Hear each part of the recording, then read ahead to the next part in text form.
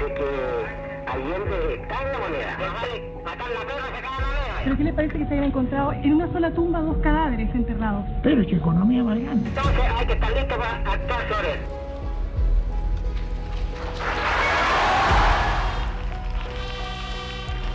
Dígalo a mi general Pinochet que mi general Lick manifiesta que es correcto y que ataca de inmediato la moneda. Esta será seguramente la última oportunidad en que me pueda dirigir a ustedes.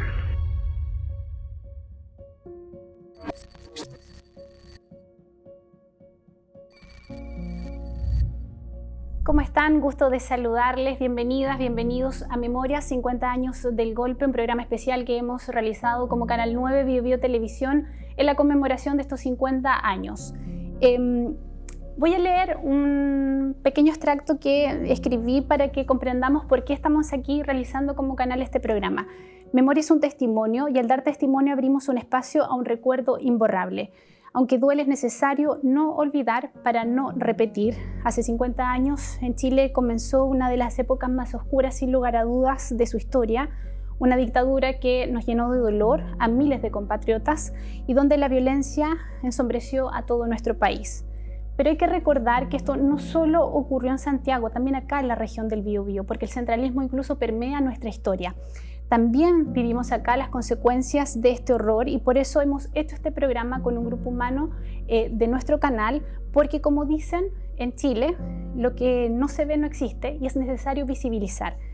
Y por eso el objetivo entonces es rescatar las historias de quienes padecieron lo más brutal del régimen, como quienes están en esta eterna búsqueda o fueron presos o incluso torturados o tuvieron que dejar nuestra patria. Y por lo mismo hemos trabajado en este programa, es un ciclo de 4 programas donde queremos mostrar las historias para que usted tome conciencia de la importancia de este momento histórico que son 50 años del golpe de Estado. Vamos a comenzar este programa, que es un capítulo que hemos diseñado para hablar sobre las agrupaciones de derechos humanos que han sido tan importantes en este proceso, incluso post-dictadura, y que siguen hasta el día de hoy pidiendo justicia, pidiendo también cierto verdad. Y para ello vamos a presentar a nuestras invitadas. Nos acompaña Yolanda Concha, quien es dirigente y me han corregido, delegada de Expresos Políticos aquí en la zona. Muchísimas gracias por la gentileza de estar con nosotros. Gracias a ustedes por invitarnos. También está con nosotros Elizabeth Velázquez, quien es dirigente o delegada de la Agrupación de Familiares de Detenidos Desaparecidos. ¿Cómo está? Mucho gusto.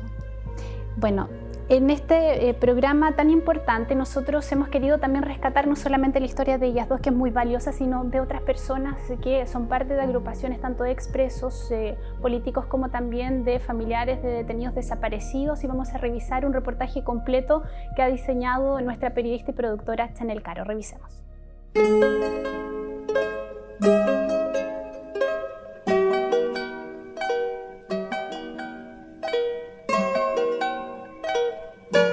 Yo tengo a mi esposo detenido desaparecido. Bueno, y esa ha sido mi lucha de hace 46 años.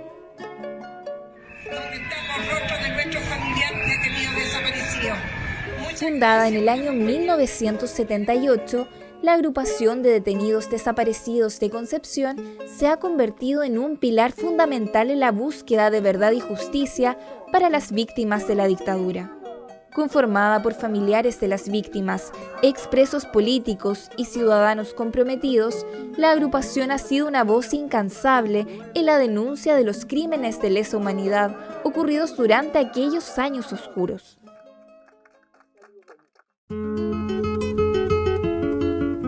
En el corazón del Cementerio General de Concepción se erige un monumento imponente que evoca la memoria de aquellos que un día desaparecieron. Un lugar de encuentro y reflexión donde se entrelazan las historias de lucha y resistencia de quienes no renunciaron a sus ideales de justicia. Él es el sexto, ahí donde dice Alfonso del Carmen Araya Castillo. Ahí está mi compañero. El monumento a los detenidos desaparecidos es un recordatorio conmovedor de las personas que sufrieron la violencia y el silencio impuestos por la dictadura. Las placas con los 118 nombres grabados se alzan como testigos silenciosos, honrando a aquellos cuyas vidas fueron arrebatadas injustamente. en tiempos de la dictadura, aquí estaba una fosa común. Entonces nosotros veníamos todos los 11 de septiembre a tirar claveles aquí y tiramos los claveles y nos íbamos. Entonces con el tiempo pasó y nosotros se decidió hacer un memorial aquí, y la verdad es que para nosotros todo lo que sea un memorial y que esté en un lugar así como en el cementerio, significa que la memoria está viva en cada uno de nosotros, porque no podemos permitir que la memoria se muera o permanezca en el olvido. En cada visita, la promesa de nunca olvidar y la búsqueda incansable de verdad y justicia por quienes más quieren siguen siendo los pilares de aquellos que se resisten a perder la memoria. Nos casamos el año 75, en julio. Ahí está mi esposo, en plena dictadura. Era súper difícil hacer estos actos de matrimonio porque nos podían perseguir, podían ir a buscarnos cuando estuviéramos casando, todo eso. Entonces, pero pienso que fue una buena decisión haberme casado con él, con la persona que yo tanto quiero, que tanto amo, que tanto recuerdo.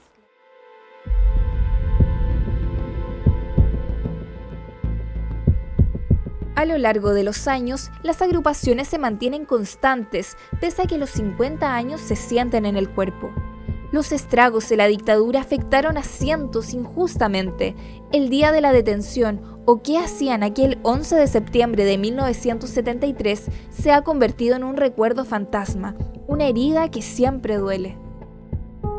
Tiran la puerta de mi casa, patada, entran. Yo tenía 2 hijos, uno de 9 años, el otro de 7, y una cantidad de señores de civil, y entran tirando todo, a mis hijos apuntándoles.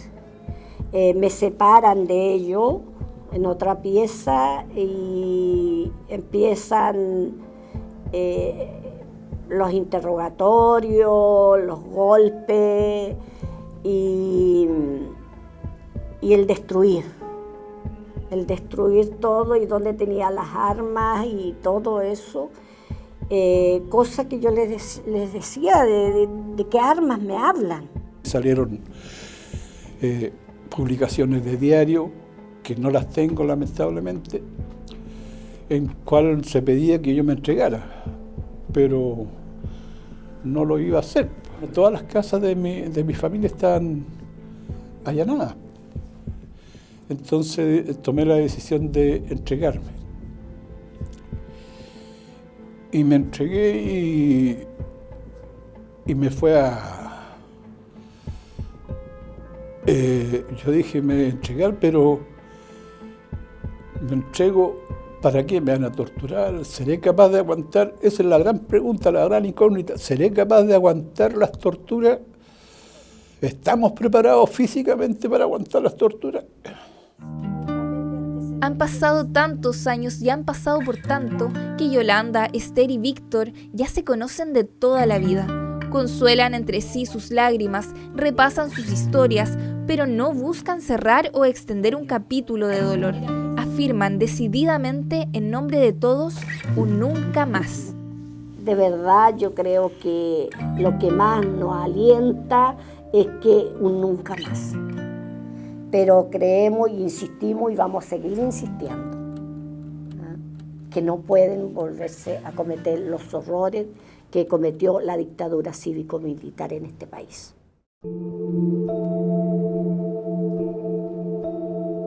En las tranquilas costas de Talcahuano, un oscuro capítulo de la historia de Chile quedó oculto durante años. Entre las sombras de los acantilados se alzaba el centro de tortura clandestino El Morro, un lugar que fue testigo de los más atroces abusos durante la dictadura militar. Hoy el lugar está en ruinas, pero en él viven aún los recuerdos de quienes fueron víctimas, como fue para Héctor Carrillo, o más conocido como Don Tito, por sus compañeros de la agrupación mutual bautista Van Chowen, que han vencido el miedo que significa volver a un lugar donde vivió 3 meses de tortura. Fuimos considerados un poco los más peligrosos de la dictadura. La dictadura se ensañó con el MIR. Y fue así que la represión llegó en un tiempo, casi un año después, con fuerza que a Concepción, el año 74, en noviembre de 74, digamos. Yo sabía que si me iban a agarrar preso, ¿no es cierto?, el tiempo que estuve clandestino. Y además pensaba que a mí me iban a matar, pues yo pensaba que se me iba a ir la vida cuando me detuvieran. Entonces, un poco no fue tanto lo que como el hecho de quedar vivo.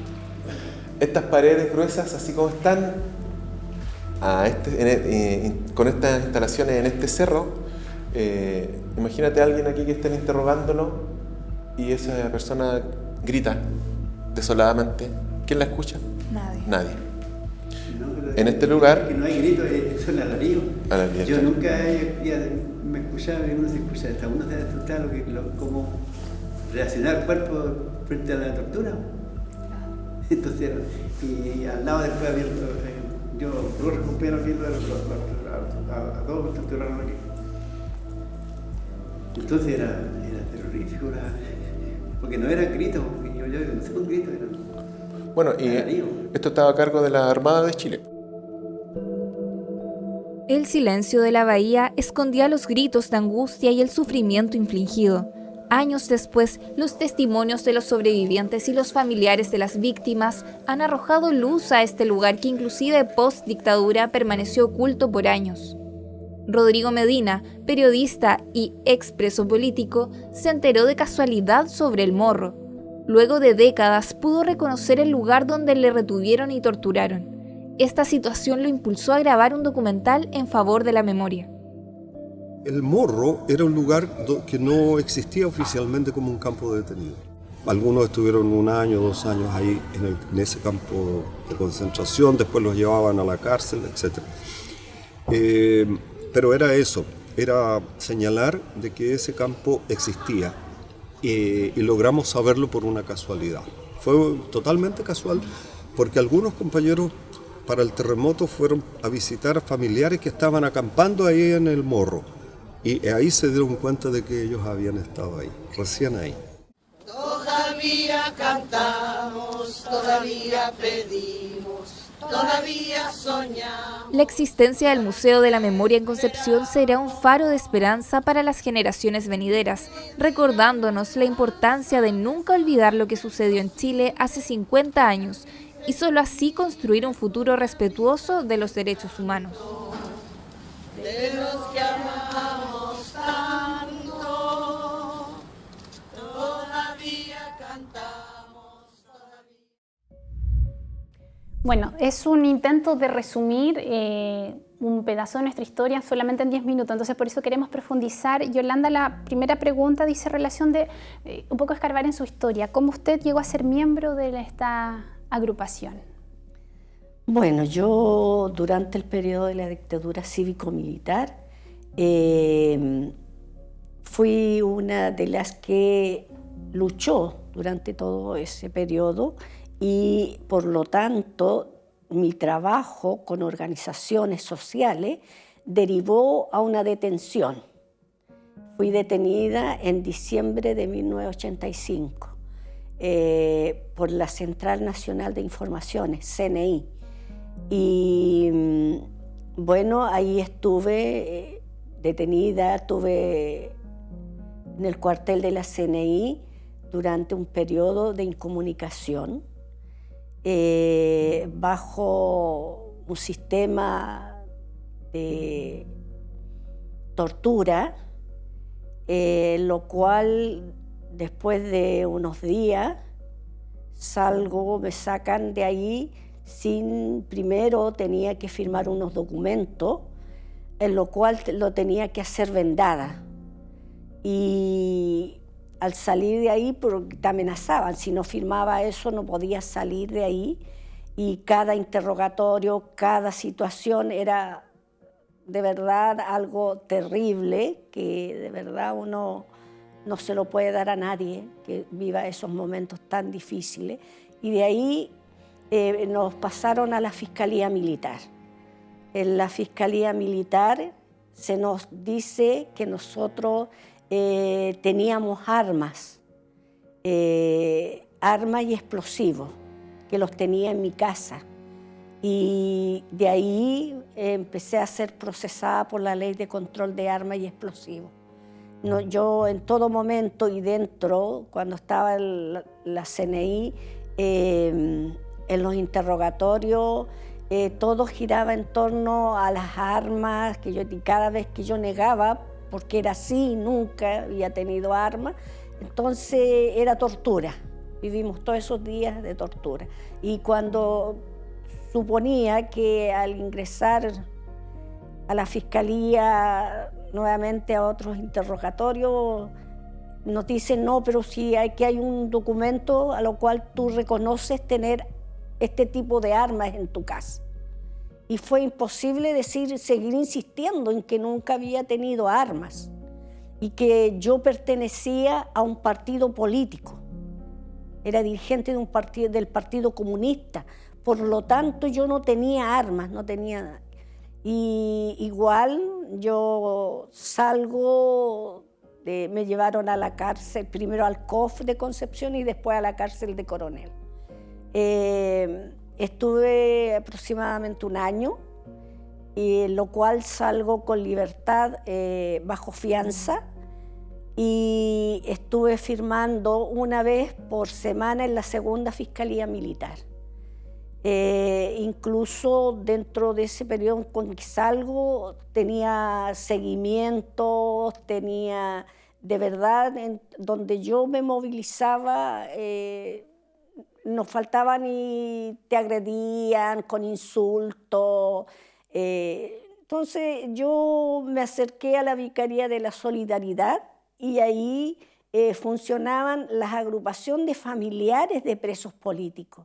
Y yo me integro a eso porque yo salí en libertad, pero quedaban muchos todavía que seguían presos y mi compromiso era seguir luchando por la libertad de todos los presos políticos. Y así llego a la orgánica, primero a la agrupación de familiares de presos políticos y de ahí constituimos la agrupación de expresos políticos. Perfecto. Elizabeth, yo creo que la pregunta es como, puede ser incluso ofensiva porque la vemos ahí con sus fotografías puestas. ¿Cómo usted llegó a la agrupación de familiares de detenidos desaparecidos? Mi familia, una parte vivía acá en Concepción y yo vengo de Villarrica, soy originaria de allá. Y allá sufrimos la primera pérdida, si se requiere. Llega un señor muy conocido a nuestra casa, que era el farmacéutico del pueblo, buscando a mi hermano una noche, un 3 de noviembre, buscando a mi hermano, a Hernaldo. Y bueno, mi mamá le dice su nombre, porque obviamente era demasiado conocido, y lo saca junto con militares, y entre esos militares un sobrino de él que estaba en ese lugar. Bueno, lo sacan a mi hermano de la casa, mi mamá le pide que lo espere para que se vista, no le permitieron vestirse, solamente alcanzó a ponerse un pantalón y comienza la tortura afuera de la casa, interrogatorios, lo típico, que las armas, que dónde están las armas, y preguntaban eso por las armas, y mi hermano lo golpeaban, le disparaban, y a mi mamá, que se quedó en la puerta, le hicieron entrar, así que por la ventana de la casa vimos todo lo que sucedió, malherido, porque lo llevaron malherido, ya nos sentíamos su grito, y se lo llevan, y el puente Rodrigo de Bastilla, el puente antiguo, porque ahora hay uno nuevo, ese estaba como designado para tirar los detenidos desaparecidos.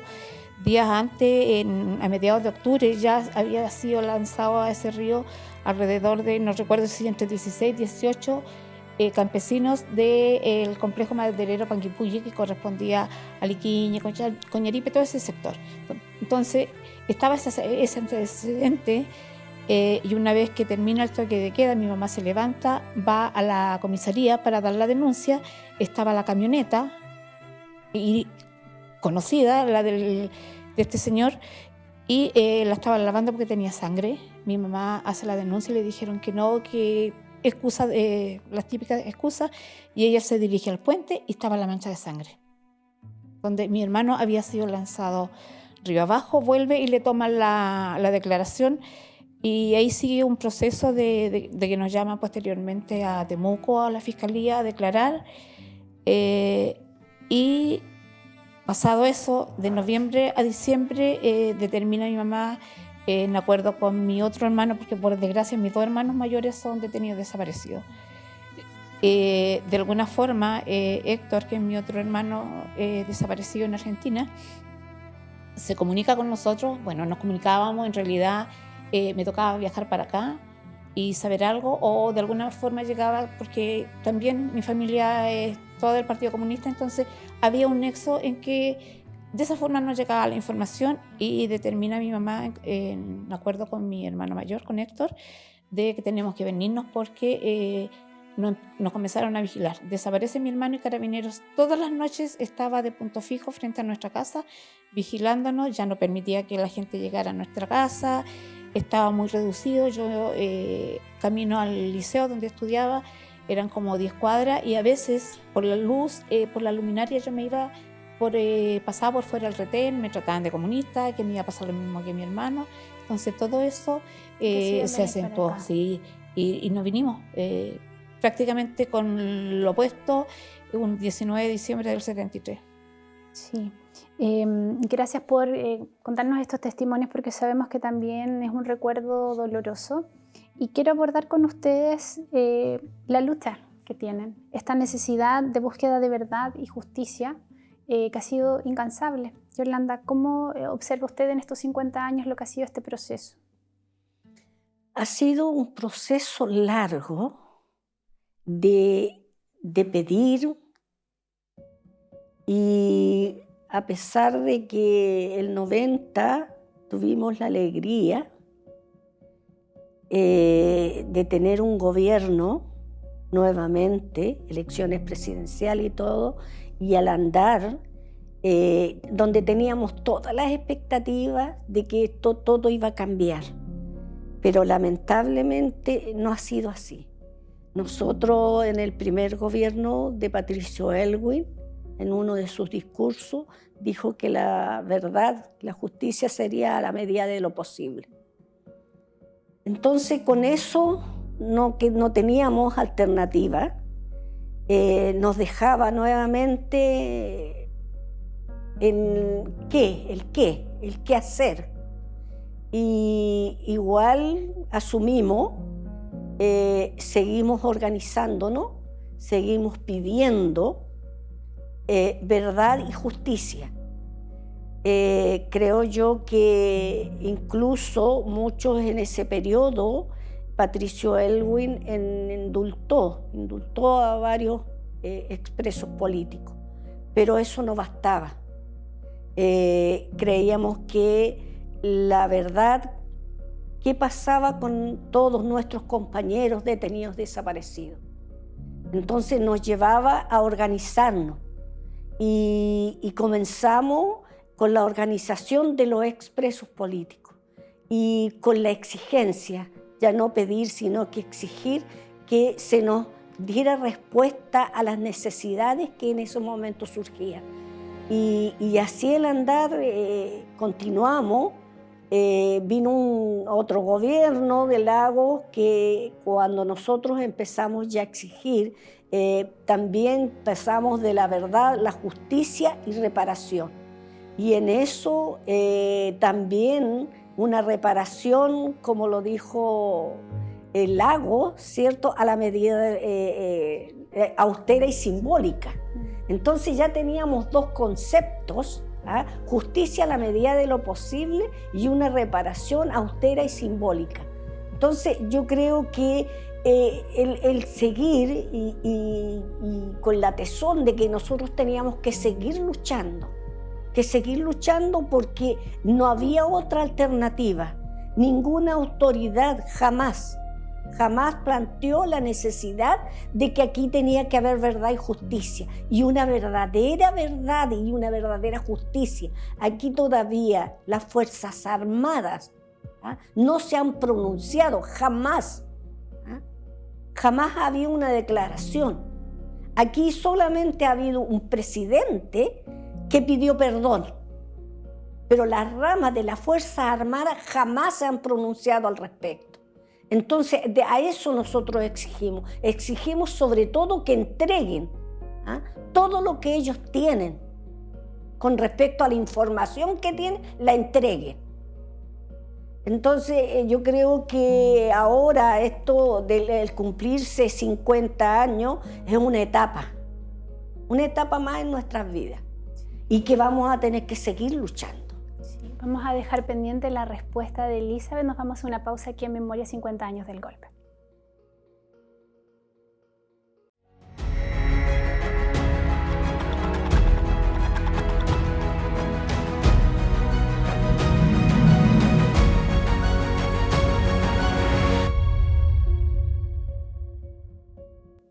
Estamos de regreso aquí en Memoria 50 años del golpe, conversando con delegadas de las agrupaciones, ¿cierto?, de expresos políticos y también de familiares de detenidos desaparecidos, y quedó pendiente la respuesta de Elizabeth en torno, ¿cierto?, a esta búsqueda de la verdad y justicia para las víctimas de las violaciones a los derechos humanos. Elizabeth, yo quiero solamente poner un punto, que a estos 50 años hay mucha gente que está partiendo, que se está yendo, que luchaba, y yo me imagino que eso es un dolor muy grande para ustedes. Sí, desgraciadamente en nuestra agrupación nos queda una mamá, que es nuestra joya. Las demás han partido con la incertidumbre de no supieron qué pasó con sus hijos, y es un camino que vamos tomando la posta. Por ejemplo, mi mamá, cuando llegamos acá a Concepción, ella de alguna forma llegó a la vicaría, porque todos llegamos a la vicaría, ¿cierto? Y ella comenzó la búsqueda dejando muy claro en que ella no tenía nada que perder. En cambio yo estaba más joven, ¿cierto? Y como en este tiempo se le hacía caso a los papás, bueno, nos dividíamos en realidad porque veníamos con mi papá enfermo, nos vinimos a la casa de mi otro hermano que se tuvo que ir al exilio, y todo eso ha sido un constante rodar, ver el constante sufrimiento de nuestras mamás, de cómo se fueron apagando poco a poco. También está la impunidad biológica, porque estamos a la par, ¿cierto? Están muriendo los asesinos sin ser juzgados, las causas son horriblemente largas.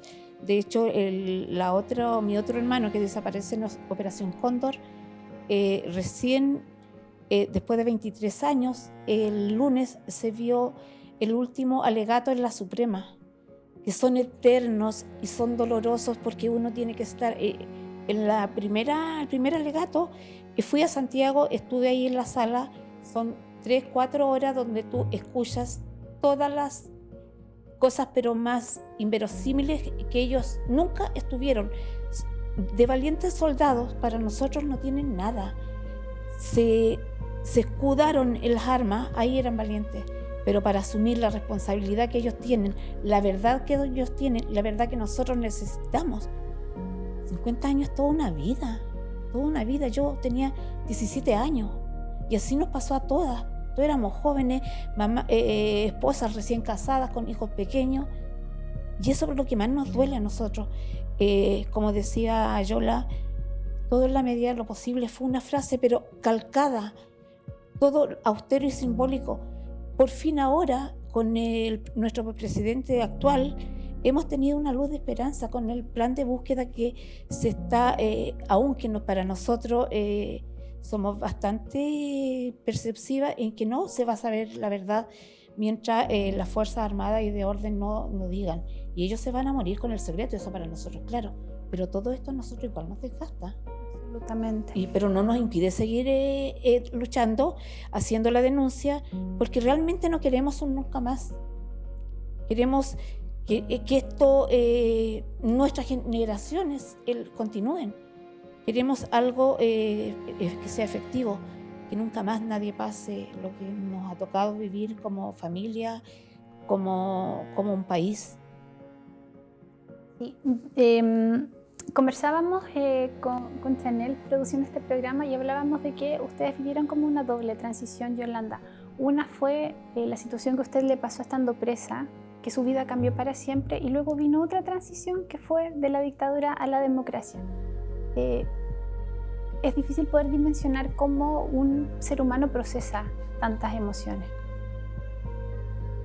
Difícil porque yo creo que en un momento determinado tomamos alguna decisión y era seguir adelante. Tuvimos la suerte de quedar con vida y yo creo que debido a eso también nosotros nos propusimos que teníamos que seguir pensando en que anhelábamos cambios, grandes cambios para nuestro país. Y yo creo que esa fortaleza, el pensar de que no soy la única, somos muchos los que pasamos por esas situaciones. Por lo tanto, tener esa fortaleza para ayudar a los demás.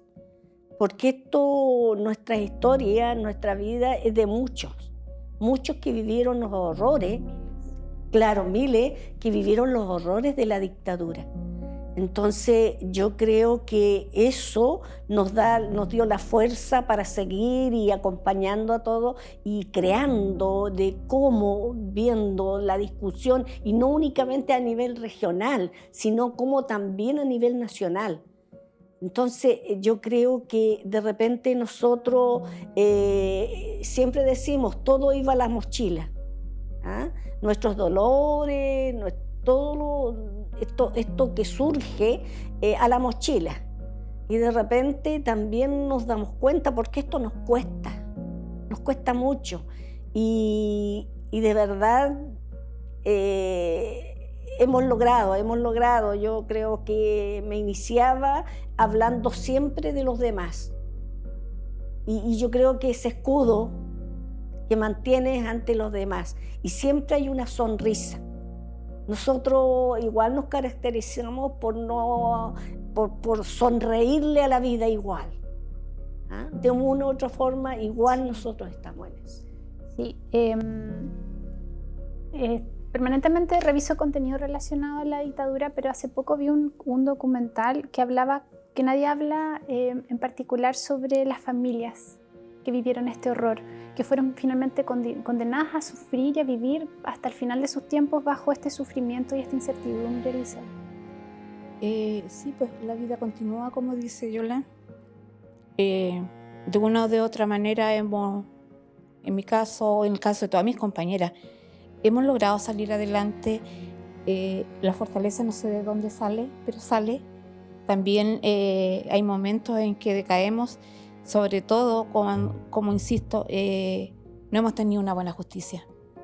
Si esa frase es pero calcada, yo no sé si la pensó o le salió en el momento. Todo, la justicia larguísima.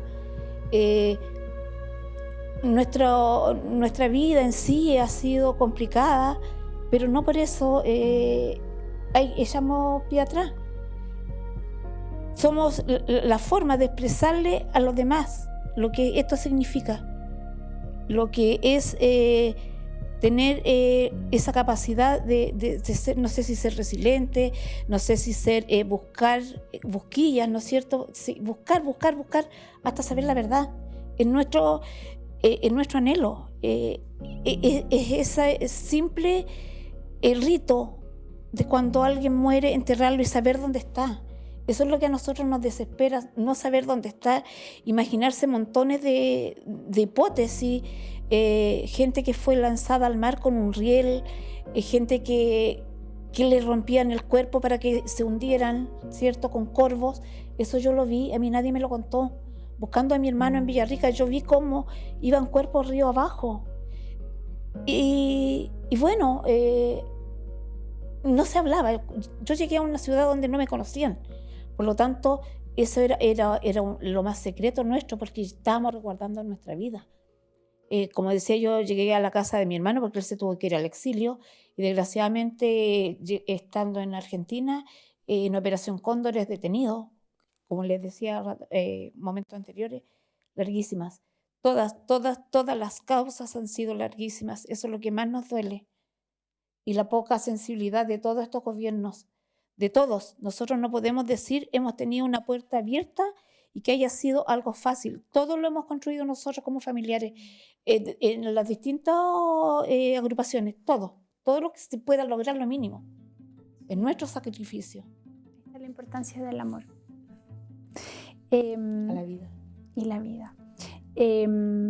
Nos quedan unos pocos instantes y yo quiero abordar la parte menos para mí grata que han sido esta conmemoración de los 50 años, que tiene que ver con el negacionismo que se ha vuelto a instalar en este 2023 en nuestro país. Pero quiero partir, Yolanda, desde otra perspectiva. Yo tengo la impresión que hay nuevas generaciones que no se les está contando esta historia, o sus padres tuvieron en un momento temor de contarles esta verdad, o simplemente les pasa por el lado. ¿Cómo observa usted la realidad actual respecto de esta parte tan tremenda de nuestra historia? Bueno, es preocupante. La situación hoy día es preocupante. Vemos que sobre todo la juventud actual, yo no diría que no les interesa el tema, no tienen dónde tratarlo. Y muchas veces se desconoce, muchas veces, como decía, los padres, la familia no ha querido tocar estos temas a nivel familiar, por lo tanto hay un desconocimiento.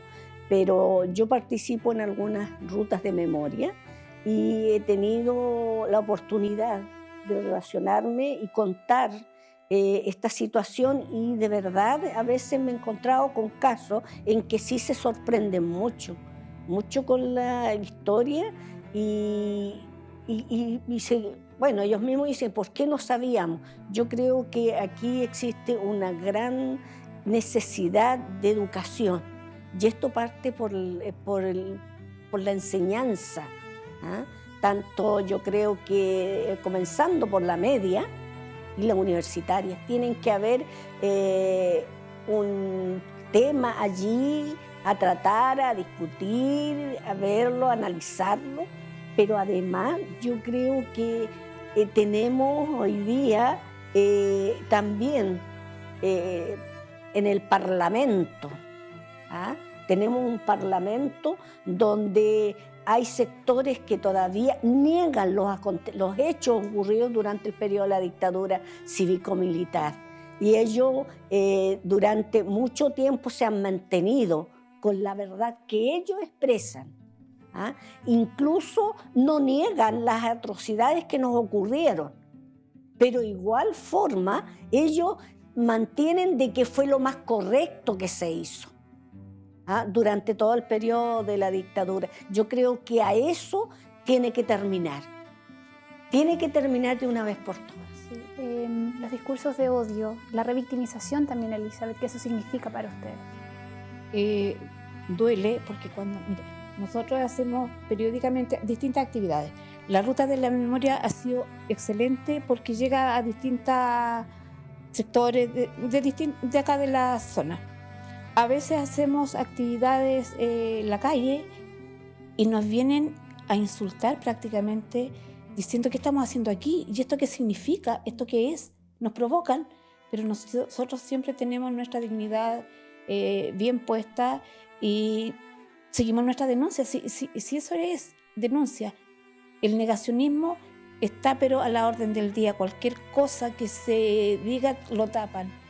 Y realmente es complicado para nosotros. Es como tapar el sol con un dedo. Esta historia está aquí, a la vuelta de la esquina. Fue ayer. Lleno de evidencias, además. Sí. Miren, me quedan unos pocos minutos y yo quiero aprovecharlas a ustedes para hablar de algo que es más esperanzador, que es este proyecto del Museo de la Memoria. Por favor, Yolanda, cuéntenos.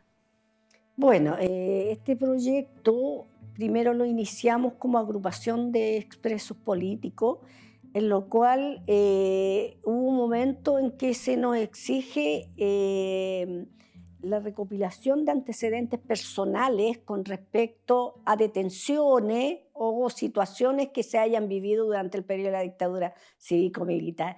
Y nosotros, ¿dónde podemos conseguir material? Y en eso fuimos a la Universidad de Concepción y nos encontramos con un material muy interesante de esos tiempos y pudimos obtener documentación, pero a la vez siguen surgiendo esas necesidades y nosotros volvemos y ya no estaba ese material, se había perdido y empezamos a tomar conciencia de que mucho material que cada uno obtuvo mediante un momento determinado, que al salir de un lugar de detención te daban un certificado, pero por temor lo rompió. Entonces veíamos y también encontramos muchos que sí tenían esa documentación, lo había guardado como un tesoro. Entonces dijimos, pero ¿qué pasa? Los organismos de derechos humanos no estaban ya, no estaba la Vicaría, Codepo, todas estas organizaciones. Entonces el material de ahí, ¿dónde estaba? Las fichas estaban, una de las fichas de la Vicaría en el arzobispado.